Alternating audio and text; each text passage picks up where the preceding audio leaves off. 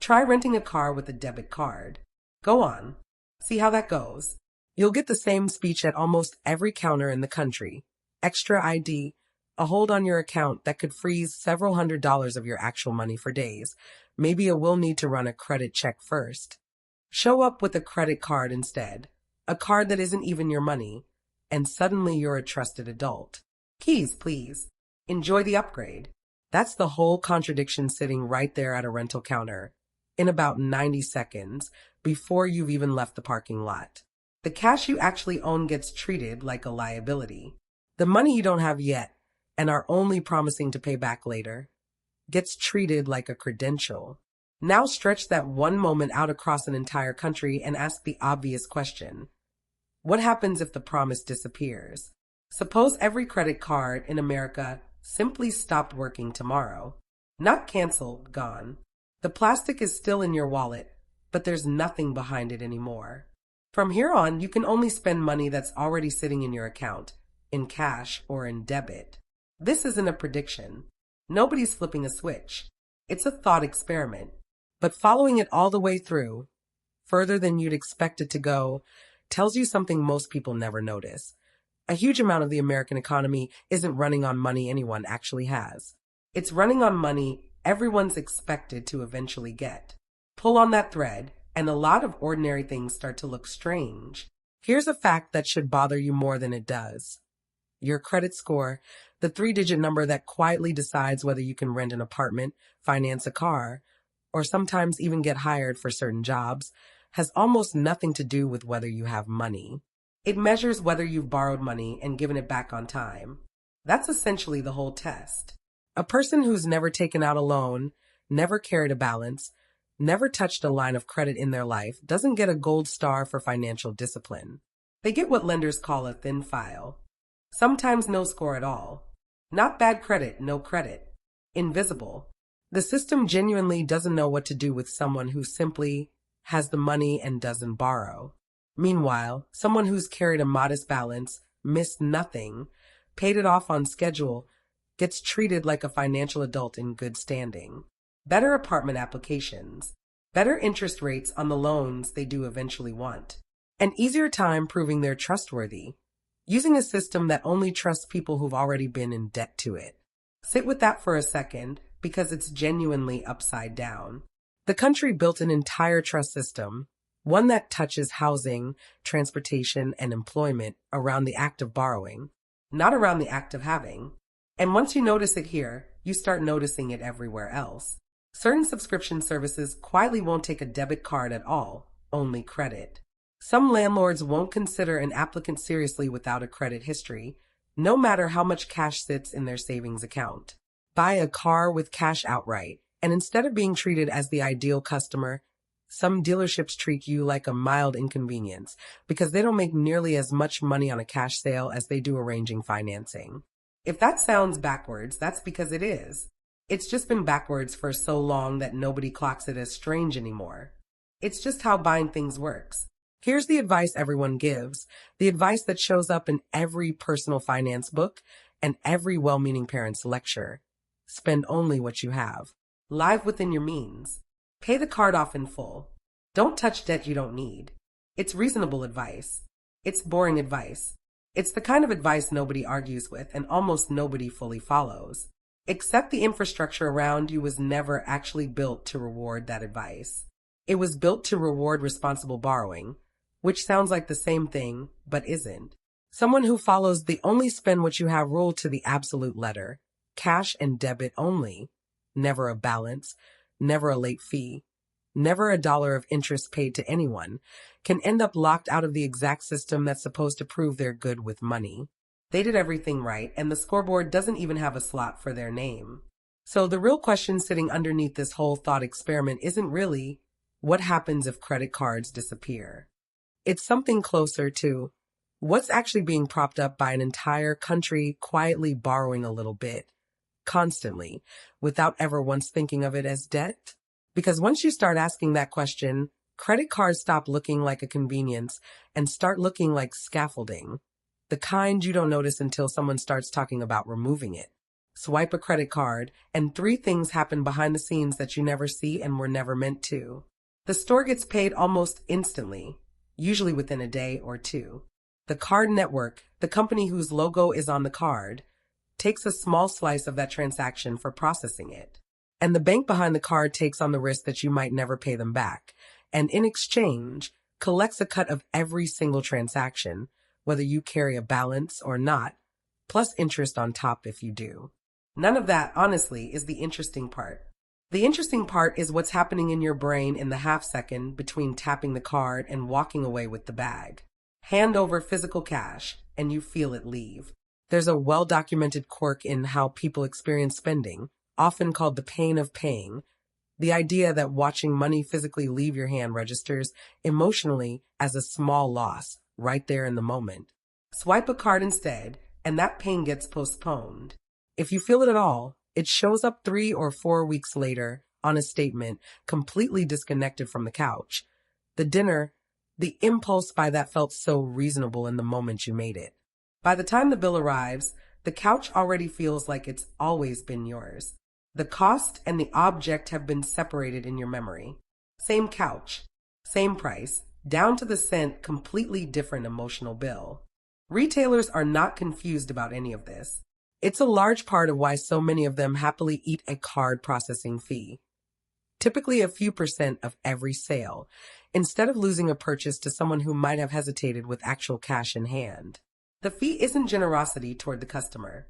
It's a calculated bet that people spend more freely and more often when the discomfort of paying gets delayed. And it's a bet that wins often enough across millions of transactions to be worth paying for every single time. Now imagine deleting the postponement button entirely. Every purchase becomes a cash purchase emotionally for everyone all the time, forever.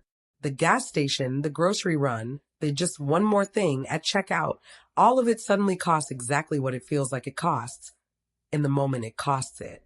Here's the part that tends to catch people off guard, because it applies even to the people who think they're completely outside this story. Take someone who pays their credit card off in full, every single month, without fail. Never a cent of interest, never a late fee, as financially responsible as it gets by any definition. Surely, you'd think, removing credit cards changes absolutely nothing for them. They were never actually borrowing anything, right? Except they were. Every single month, for their entire adult life, on repeat. The gap between the day they swipe the card and the day the bill is actually due is, technically, someone else's money sitting in their pocket for 2 or 3 weeks at a time. Interest-free, automatic, and completely invisible because it doesn't feel like debt. It feels like Tuesday. It feels like nothing at all. Now multiply that quiet little gap across a country full of people doing the exact same thing without ever noticing it, and you start to see the outline of something enormous. A constantly rolling, interest-free loan roughly the size of the entire consumer economy, refreshed every single billing cycle, month after month, decade after decade. Nobody applied for it. Nobody signed anything acknowledging it exists. Nearly everybody with a credit card is, in some small way, inside it. Take that away overnight, and personal spending doesn't just get a little more cautious. It gets slower, structurally, because the float, that whole quiet arrangement of I'll definitely have the money together by the time the bill actually shows up, simply isn't available anymore. You need the cash sitting in your account before you buy the thing, not the reasonable hope of having pulled it together by the time the bill lands. That's a genuinely different way of moving through a store, a gas station, a checkout page. Slower, more deliberate, more like the version of you that exists at the end of the month, right before payday, when every purchase suddenly gets a lot more thought behind it. Follow this further, and it stops being a story about individual shopping habits entirely and starts becoming a story about how a lot of businesses actually stay alive. Small businesses lean on the exact same float, just wearing a business suit. A small retailer might use a business credit card to buy inventory today, sell it over the following weeks, and pay the card off once the sales revenue actually comes in, bridging the gap between paying suppliers now and getting paid by customers later. That gap is often the difference between a shop making it through a slow month and a shop that doesn't. Take the tool away, and a meaningful number of small operations lose the one piece of flexibility that was quietly keeping them upright. Retailers who currently benefit from the psychological boost of card spending would likely watch average transaction sizes shrink across the board because a customer making cash equivalent decisions tends to buy noticeably less per visit than a customer casually tapping plastic. This isn't a cynical theory about human weakness. It's the entire business case retailers already use internally to justify eating card processing fees in the first place. Nobody hands 3% of every sale to a card network out of the goodness of their heart. They do it because the alternative, in their own numbers, costs them more. Credit scoring, as an entire industry, effectively collapses without an obvious replacement because the one thing it's built to measure, how reliably you handle revolving debt over time, no longer exists to be measured. Someone with a flawless 20-year history of on-time payments and someone who's never borrowed a single dollar in their life would suddenly look, on paper, exactly identical, blank. The entire mechanism society currently uses to separate proven trustworthy from financially unknown evaporates in the same afternoon the cards stop working. And travel, in particular, would get strange almost immediately. Rental counters, hotel check-ins, plenty of international bookings. An entire layer of that industry is quietly built around a credit card being the default form of payment, partly because a card hold protects the business without freezing up the customer's real cash. Take that option away, and one of two things has to happen. Either businesses start absorbing a lot more risk than they're used to, or customers get asked to lock up much larger chunks of their actual money as a straight cash deposit. Neither side of that trade is thrilled about it, and you'd likely see prices, deposit requirements, or both quietly shift to compensate. There's a newer piece of this puzzle too, one that's worth pausing on, because it shows the same mechanism wearing a slightly different outfit. Buy now, pay later services, the ones that let you split a purchase into 4 small payments with no interest. They exist for exactly the same psychological reason credit cards do. They make the pain of paying smaller and more spread out. So a purchase that might give someone pause at full price sales through at a quarter of the price for times without ever quite adding up in the moment. Remove traditional credit cards from the picture.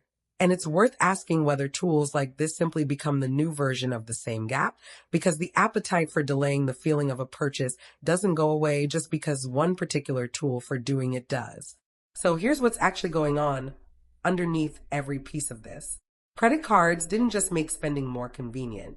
They made spending emotionally cheaper, and a huge, sprawling chunk of the economy, from pricing strategy to small business cash flow to personal credit history to rental car counters to hotel front desks, quietly built itself on the assumption that this cheapness would just keep going indefinitely, forever, without anyone having to think about it.